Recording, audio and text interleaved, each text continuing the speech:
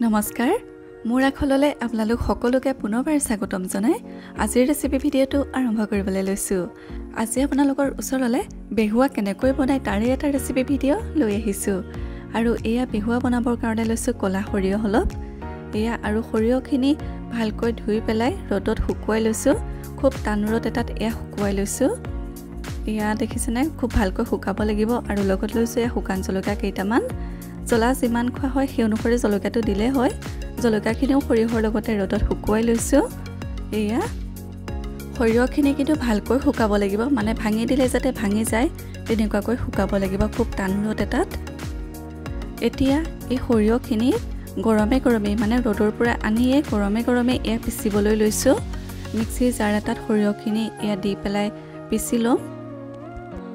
একেবাৰতে যেহেতু নধৰিব আধা আধাকে পিচিম আৰু জলকীয়াখিনি একেবাৰে শেষৰ বাৰত পিচিম। এয়া প্ৰথমবাৰ পিচি ল'ম আৰু এতিয়া চালনী আৰু চৰিয়া এটা লৈছো। যিখিনি সৰিয়হ পিচিলো সেইখিনি এতিয়া চালি ল'ম। সৰিয়হখিনি কিন্তু ৰ'দৰ পৰা আনি লগে লগে পিচিব লাগিব। যদি ঠাণ্ডা হৈ যায় তেতিয়া কিন্তু পিচ নাখাব, কাৰণ সৰিয়হৰ পৰা যেহেতু এটা তেল ওলায় সেইকাৰণে চালিবলৈও অকণমান অসুবিধা হয়। গৰমে গৰমে যদি পিচা যায় তেতিয়া সুবিধা হয় চালিবলৈ। আৰু এয়া গোটেইখিনি সৰিয়হ পিচি ল'লো আৰু একেবাৰে শেষৰ বাৰত জলকীয়াখিনি দিও পিচি ল'লো। এতিয়া ইয়াত দিব লাগিব জোখমতে নিমখ আৰু আজি বেহুৱাৰ ৰেচিপিটো মায়ে বনাইছে। এয়া জোখমতে নিমখ দিয়া হ'ল। এতিয়া শুকান গুড়িখিনিৰ লগত নিমখখিনি ভালকৈ মিহলাই দিয়া হৈছে। এয়া নিমখখিনি ভালকৈ মিহলাই হোৱাৰ পিছত এতিয়া ইয়াত দিব লাগিব এয়া কলখাৰ আৰু খাৰখিনি আগতেই উলিয়াই ৰখা হয়। কেনেকৈ খাৰ প্ৰস্তুত কৰে তাৰ এটা ভিডিঅ' মই বনাই ৰাখিছোঁ। আই কাৰ্ডত আৰু ডেছক্ৰিপশ্যনত মই লিংক দি দিম, তাত চাই ল'ব পাৰিব। এয়া খাৰখিনি আমি আগতেই বনাই ৰাখিছোঁ। এয়া অলপ অলপকৈ খাৰ এতিয়া সৰিয়হৰ গুড়াখিনি দি দিয়া হৈছে। খাৰখিনি আগতেই প্ৰস্তুত কৰি আমি বটল এটাত ভৰাই ৰাখিছোঁ। এয়া অলপ অলপকৈ খাৰ দি পেলাই এতিয়া মায়ে বেহুৱাখিনি সানিছে, মানে সৰিয়হৰ গুড়াখিনি সানি আছে। এবাৰতে সৰহকৈ কলখাৰ দিলে বেছি হৈ যাবগৈ পাৰে খাৰৰ পৰিমাণটো, সেইকাৰণে অলপ অলপকৈ দি সানি থাকিলে জোখটো পোৱা যায়। এয়া অলপ অলপকৈ দি সানি আছে। ইয়াত আৰু খাৰ লাগিব সেইকাৰণে আকৌ দিছে।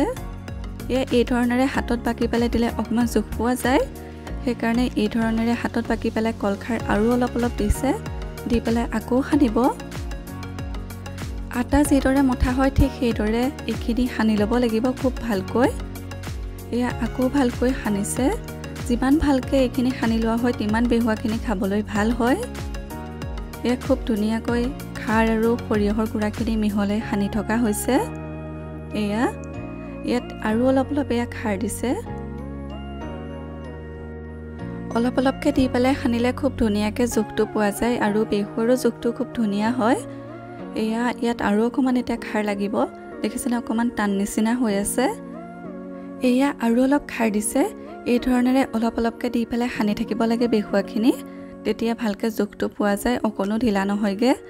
আৰু বেহুৱা যিহেতু এদিনৰ পিছতহে খাব পৰা যায় তেতিয়ালৈ আৰু অকণমান শুকাই যায়গৈ, সেইকাৰণে অকণমান মানে জোখতকৈ ঢিলাকৈ ৰাখিলে ভাল হয় জোখটো, যেতিয়া খাব পৰা হয়গৈ। আৰু এতিয়া গৰমৰ দিনত পঁইতা ভাতৰ লগত বেহুৱা খোৱাৰ মজাই বেলেগ নহয়নে? লগতে আলু পিটিকা। বেহুৱা বুলি ক'লে আমাৰ অসমীয়াৰ আৱেগ নহয় জানো? গতিকে এনেকুৱা দিনততো বেহুৱা বনোৱাই যায়। আপোনালোকে বাৰু বনাইনে জনাবচোন মোক কমেণ্ট কৰি। আৰু পঁইতা ভাত আলু পিটিকা বেহুৱা খাই কোনে কোনে ভাল পায় সেয়াও জনাবচোন। আৰু এয়া বেহুৱাখিনি সানি হৈ গ'ল। জোখটো চাওকচোন, এইটো জোখতে ৰাখিব লাগিব। এয়া ইমানটো ঢিলাকৈ ৰাখিলে হ'ব, ইয়াতকৈ আৰু বেছি ঢিলা কৰিব নালাগে। আৰু এতিয়া বেহুৱাখিনি এয়া দুটা লাডু বনাই লৈছোঁ।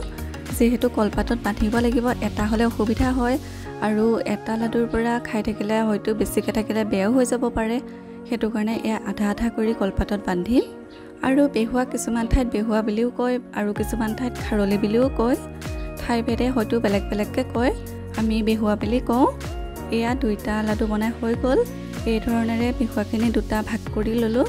এতিয়া আমাক লাগিব কলপাত। এয়া দুখিলা কলপাত লৈছোঁ আৰু কলপাতখিনি এয়া ৰ'দত শুকুৱাইও ল'ব পাৰে বা গেছতো অকণমান সেকি ল'ব পাৰে। আমি গেছতে সেকি পেলাই অকণমান এয়া লেৰেলাই লৈছোঁ।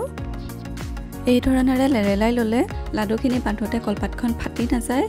আৰু বান্ধিবৰ কাৰণে লগত লৈছে কলপাতৰে দুডাল ৰছী। এয়া এনেকুৱা আগৰ পৰা ৰছীখিনি কাটি পেলাই উলিয়াই লৈছোঁ। এতিয়া কলপাতখনত এয়া যিডাল ঠাৰিৰ নিচিনা লাগি আছে এইডাল ছিঙি লৈছে, তেতিয়া টোপোলাটো বান্ধিবলৈ সুবিধা হয়, নহ'লে এইডালৰ পৰা অকণমান দিগদাৰ হ'ব পাৰে। এতিয়া কলপাতখনত যি দুটা বেহুৱাৰ লাডু বনাই ৰখা হৈছে তাৰে এটা এটাকৈ দি পেলাই টোপোলা বান্ধিব লাগিব। এয়া এটা লাডু কলপাতখনত দি দিলে আৰু এই ধৰণেৰে মুটুকাই পেলাই টোপোলা এটা কৰি বান্ধি ৰাখিব লাগিব এদিনৰ কাৰণে। যদি বেছি গৰম হয় এদিনতে খাব পৰা হয়, গৰমটো কম হ'লে 2 দিন লাগে খাবলৈ। গৰমত এদিনতে বেহুৱাৰ তিতা ভাৱটো নাইকিয়া হৈ যায়, তেতিয়া খাব পৰা যায়। এয়া এই ধৰণেৰে কলপাতখন মুটুকাই দিয়া হৈছে আৰু যি ৰছী বনাই ৰখা হৈছিলে কলপাতৰ সেই ৰছী দি বান্ধি পেলাই এয়া ৰাখি দিব লাগিব এদিনৰ কাৰণে।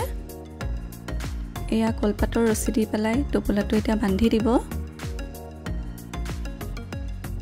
এয়া এই ধৰণেৰে ইয়াতকৈ সৰু লাডু কৰি কেইবাটা টোপোলাও বনাব পৰা যায়। বিচাৰিলে ইয়াতকৈ ডাঙৰো কৰিব পাৰে বা সৰুও কৰিব পাৰে, সেইটো নিজৰ ইচ্ছা অনুসৰি কৰিলে হয়। আমি 2টা লাডু কৰি 2টাতে বান্ধিছোঁ। এয়া প্ৰথমটো বান্ধি হৈ গ'ল। একেই ধৰণেৰে পিছৰ লাডুটোও বান্ধি ল'ম। এয়া 2টা টোপোলা বান্ধি ল'লোঁ আৰু এইখিনি এদিনৰ কাৰণে ৰাখি থ'ম। এদিনৰ পিছত ধুনীয়াকৈ খাব পৰা হ'ব আমাৰ বেহুৱাখিনি। আমি কিদৰে বেহুৱা বনাওঁ আপোনালোকক দেখুৱালোঁ। যদি আপোনালোকে বেলেগ ধৰণেৰে বনায় তেনেহ'লে জনাবচোন মোক কমেণ্ট কৰি। গতিকে এইটোৱে আছিল আজিৰ ৰেচিপি। আকৌ এটা নতুন ৰেচিপি লৈ অহাৰ প্ৰতিশ্ৰুতিৰে আজিলৈ বিদায়। ধন্যবাদ।